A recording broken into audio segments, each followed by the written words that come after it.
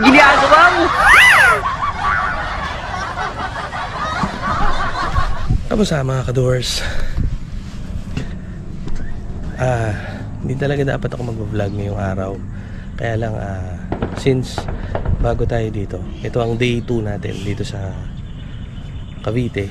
Okay, so kaninang umaga dapat kasi mag-vlog talaga ako papunta dito kasi ngayon lang tayo nagpunta dito from Bulacan to Cavite ng nakamotor kasama natin si Doming.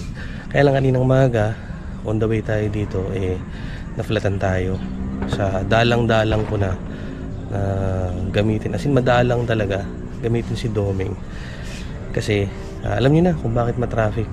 Syempre medyo may pagkamagaan tong si Doming sa traffic sa May Kawayan. Madalas si Bito yung gamit natin. So kaninang umaga eto, ayan yan yung dahilan kaninang umaga, buti nakuha pa sa sealant. Okay, kaya nag-cause yan ng delay kaninang umaga, kaya medyo na late tayo. Pero okay naman, nakapag-duty naman tayo. So since naghahanap pa tayo ng tutuluyan dito sa Cavite, hanap bahay chronicles muna tayo dito habang pauwi tayo. Yung mga madadaanan natin susubukan ko magtanong-tanong. May napagtanongan naman akong isa, kaya lang medyo mahal. Kaya di pala medyo mahal, problema yung parking. May mga sasakyan tayo, kaya yun, kino-consider din yun.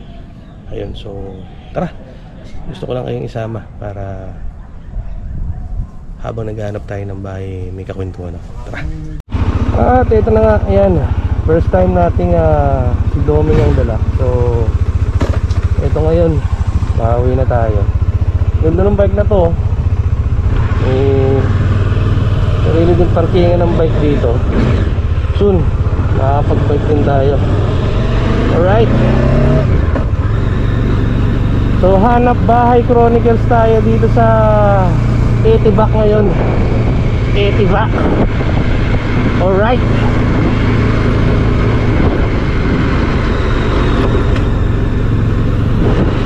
dito, wow, kantin pa lang oh.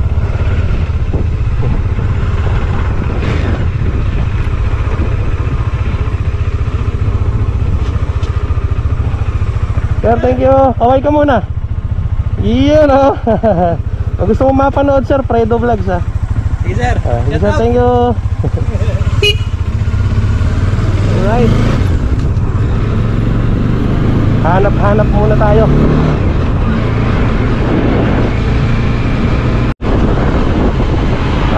Hindi ko pa kabisado dito kasi minsan pa lang ako napunta dito. Kaya ito, sama natin pa rin si si paring Google. Alright. So habang pauwi, hanap bahay chronicles tayo.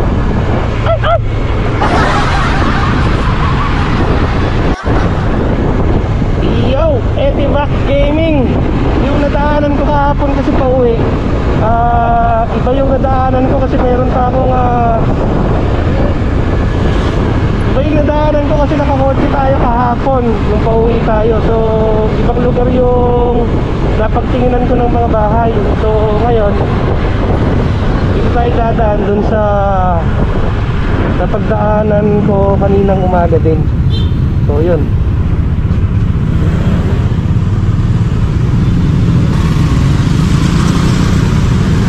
sana lang wag umulan kasi meron tayong bagong issue na laptop. Iyon yung bago, ito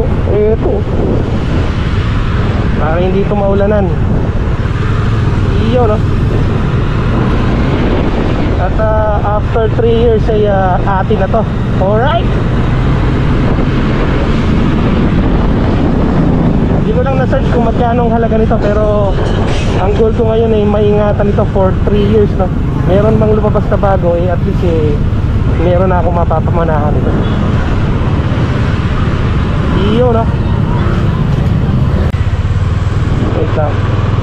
Whoop, U-turn. May nakita tayo dito, house for rent. Ito house for rent. Hanap tayo dito. Kung kasya naman ang kotse,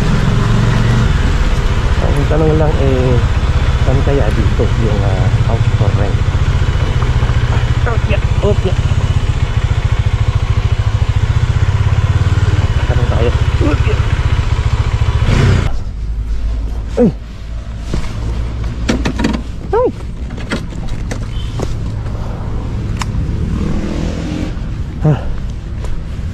Good afternoon po. Ma'am, magtatanong lang po. May nakapost po kasi doon, house for rent.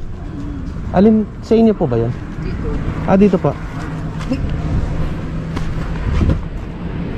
Ano ba yun? Sila, isang ano lang yun eh. Ganyan mo lang, mabubutuhan mo. Sige po. Nagasaan ka ba? Bulacan po. Layo naman. Dito po ako na-assign sa Cavite. Yung nakita ko po kasi malaki yung garahe nyo. May sasakyan po kasi ako. Ano sasakyan mo? Meron po akong kotse. Ah, Opo. ikaw lang, siya mo lang kung gusto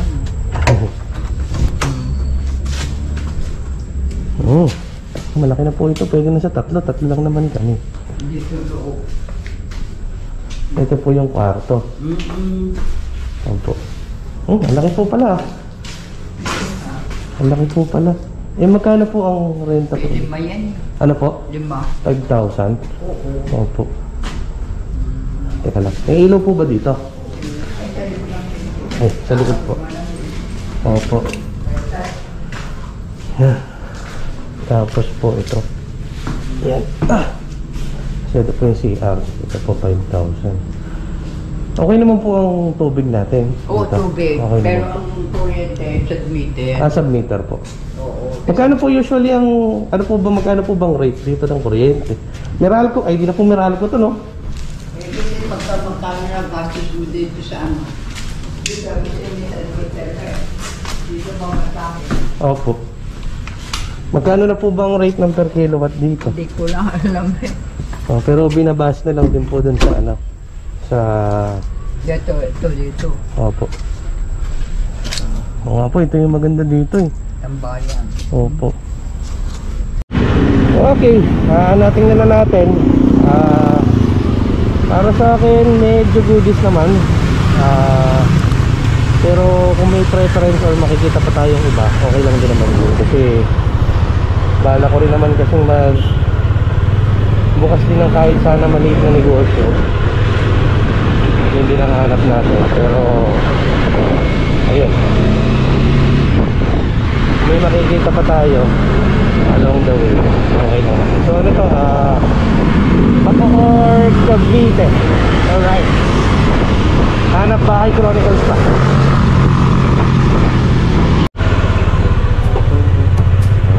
At dahil nga sa kakahanap natin ng apartment, ay natrap ako dito.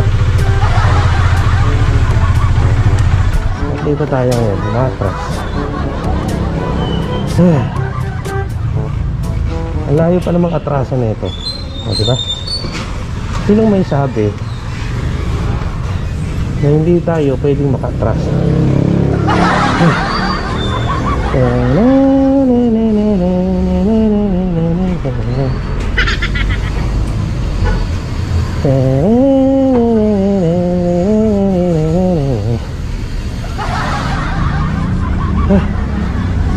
O, diba? Ngayon lang kayo nakakita ng motor na umakatras. Kasi naman pasok ng pasok pero hindi marunong maglabas.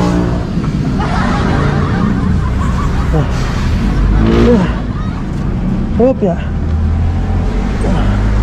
Kunti na lang. Labing tayo.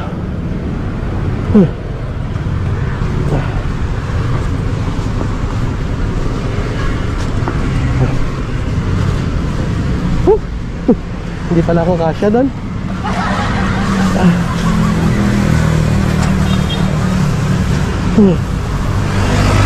Yan. Teka, tingnan muna. Nakahanap ko ng bahay. Tama ka po. Alright, let's go. Okay ko siguro muna yan. Spice pa para at least nakatatlo tayo. So lesson learned, tingnan muna yung loob bago magpasok.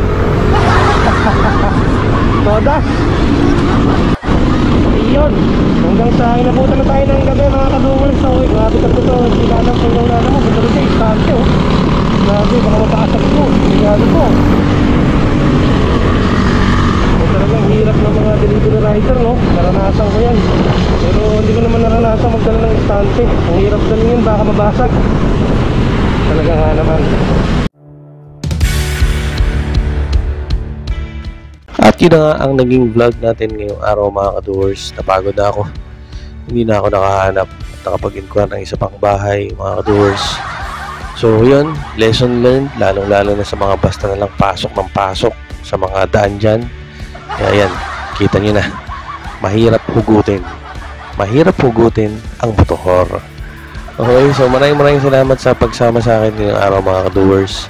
Hindi man tayo nakahanap ng bahay na lilipatan na syempre, who knows kung anong plano niya sa atin. Tanging siya lang nakakaalam. And yun lamang mga ka-doers. Sana patuloy nyo akong subaybayan sa kwento ng ating buhay. And syempre, always stay safe and ride safe. Ingat palagi. And peace be with you.